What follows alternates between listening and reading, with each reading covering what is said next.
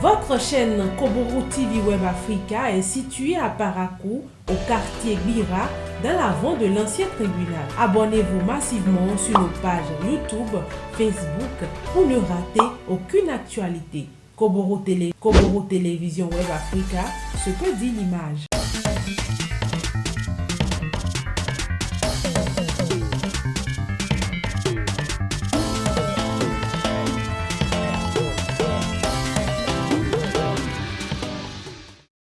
Mesdames et messieurs, bienvenue dans cette édition de journal sur Koboro Télévision. 114,12 milliards, c'est le fonds débloqué par le gouvernement au profit de certaines couches socio-économiques impactées par la pandémie du Covid-19.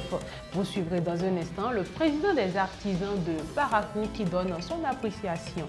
Nous parlerons éducation dans cette édition. Que se passe-t-il réellement à l'université de Parakou concernant les frais de mémoire des étudiants? Le vice-président de l'UNEP sera dans cette édition pour nous apporter des précisions. C'est là pour le sommet. Installez-vous confortablement pour suivre le développement. Je vous l'annonçais à l'instant dans les titres, le gouvernement béninois prévoit soutenir plusieurs couches socio-économiques touchées par la pandémie du Covid-19. À cet effet, il a initié un programme de soutien au secteur productif qui comporte des mesures en faveur des entreprises formelles, des artisans et bien d'autres. La décision a été prise en Conseil des ministres du 10 juin dernier. C'est une décision qui a suscité assez de réactions dans l'opinion. Suivez celle du président des artisans de la ville de Parakou.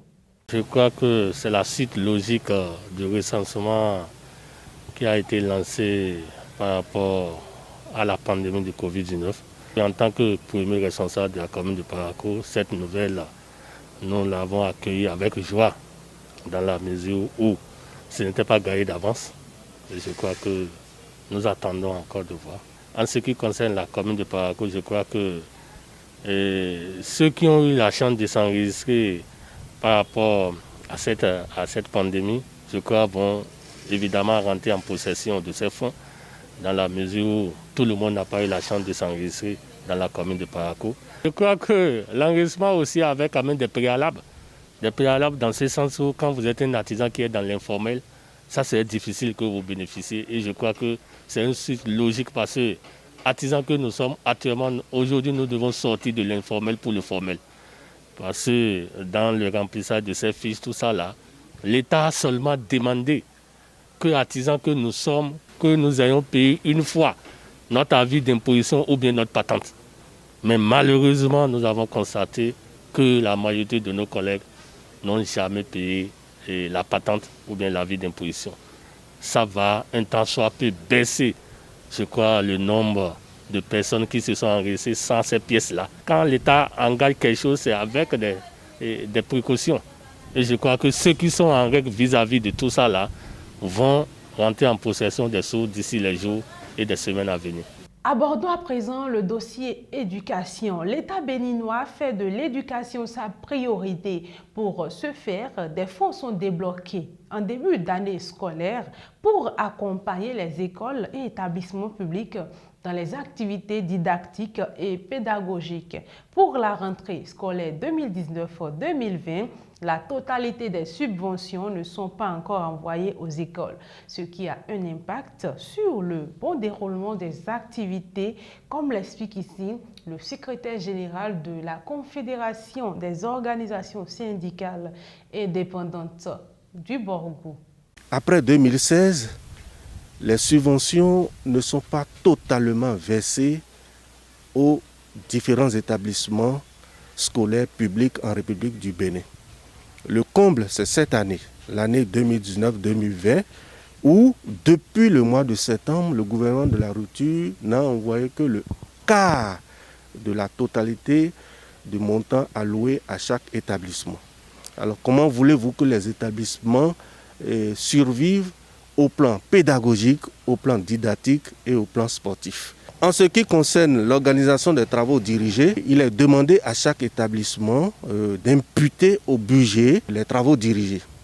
Alors, ces travaux dirigés, vous voyez, sont en train de souffrir parce que une fois que les subventions ne sont pas tombées, les établissements ne sont plus en mesure de continuer ces travaux dirigés. Les subventions permettent aussi aux différents établissements de payer les primes aux enseignants, au personnel des administrations.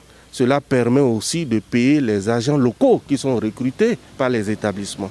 Ces différentes subventions permettent aussi aux établissements d'acheter de la craie, d'acheter le matériel didactique, c'est-à-dire les règles, les compas, de noircir les tableaux. Vous voyez que les activités pédagogiques ont pris un coup dans nos différents établissements publics.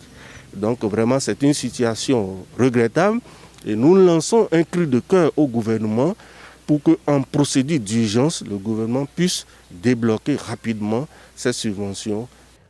Depuis quelques années, les étudiants des facultés de l'université de Parakou ayant soutenu n'ont toujours pas reçu jusqu'à là les frais de mémoire, des frais qui sont censés les aider lors de la rédaction de leur mémoire viennent souvent avec un grand retard.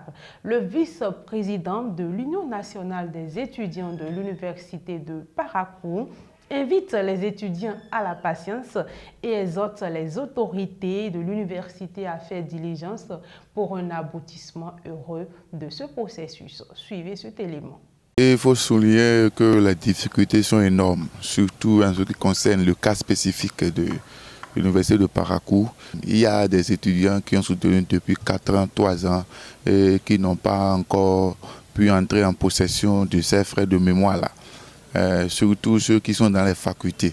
Il faut dire que plusieurs promotions ont déposé les dossiers plusieurs fois, sans avoir gain de cause. Et ce dernier communiqué, les invitant à venir déposer les dossiers, était venu comme un ouf de soulagement. Il faut dire que ce communiqué n'a pas été si exhaustif parce que c'est sorti dans une période de confinement. C'est sorti dans une période où beaucoup d'étudiants avaient déjà voyagé, avaient déjà rejoint leurs familles respectives. Donc ils n'ont pas pu déposer les dossiers à temps parce que le communiqué est sorti 2 à 3 jours avant la date de clôture. Mais nous avons pu négocier auprès de l'autorité. Il y a eu un prolongement de quelques jours, ce qui a permis aux retardataires de pouvoir déposer leurs dossiers. Jusqu'à l'heure où nous parlons, tous les étudiants n'ont pas encore pu déposer les dossiers. Donc, ce sont des frais qui d'autres n'espèrent plus recevoir parce qu'ils ont fini, ils sont dans la vie active. On les invite à chaque fois de venir déposer les dossiers, mais ils se disent finalement, est-ce que ces frais-là, on aura la chance de toucher à ça ou bien c'est vraiment une réalité. Nous essayons de les rassurer, de les inviter à la discipline, à la patience. Nous comptons aussi sur la compétence de nos autorités pour que ces frais puissent réellement atterrir dans nos comptes respectifs. Terminons cette édition avec cette information dans le but d'apprendre aux jeunes à reconnaître tôt en eux leur talent pour en faire un métier. Mathias Ilonfou, journaliste et écrivain, a sorti une œuvre de quelques pages. Le nom de l'œuvre, Mon talent, ma richesse. L'auteur explique à travers ce reportage les vraies raisons qui l'ont motivé à écrire cette œuvre. Suivez plutôt. Mes talents, ma richesse. Ainsi s'intitule cette œuvre de quelques pages qui vient démystifier le chômage et apprendre ainsi aux jeunes à reconnaître tôt en eux leur talent pour en faire un métier. Son auteur, Mathias Ilonfou, journaliste écrivain qui met son savoir-faire au service de la jeune génération. Chacun de nous, il y a une raison pour laquelle nous existons, une mission, un couloir d'activité pour lequel nous existons. Mais nous avons un problème de personnes qui ne se connaissent pas et les autorités n'ont pas compris ça jusque-là. Je me suis dit alors, pourquoi ne pas écrire un livre sur le sujet pour ouvrir les yeux des uns et des autres, ouvrir les yeux des parents pour leur dire, écoutez parents, ne forcez pas plutôt vos enfants à faire ce que vous voulez, découvrez-les, connaissez-les et orientez-les. Pour l'auteur, le talent est un don inné qui n'a point besoin d'efforts dans son exercice. Le talent, c'est ce que nous faisons aisément. Ce que nous faisons aisément, ce que nous avons de la facilité à faire, et ce, depuis notre enfance, d'accord ? Le talent, c'est aussi ce que nous avons du grand plaisir à faire. Le grand plaisir à faire. Si nous n'avons pas du plaisir à faire quelque chose, et il y a un problème, on devrait se poser une question, est-ce que vraiment c'est moi ? Parce que l'épanouissement, ça vient de là, d'accord? Et tout le reste, l'argent, les opportunités, ça vient de là, de la joie que vous avez à faire une chose. Mes talents, ma richesse est une œuvre qui non seulement oriente tout individu dans la connaissance de soi, mais aussi répertorie quelques talents innés tels que aider les autres, analyser des idées, animer un groupe, avoir un jugement ou encore bricoler. Merci à chacun et à tous de nous avoir suivis. Bonsoir chez vous.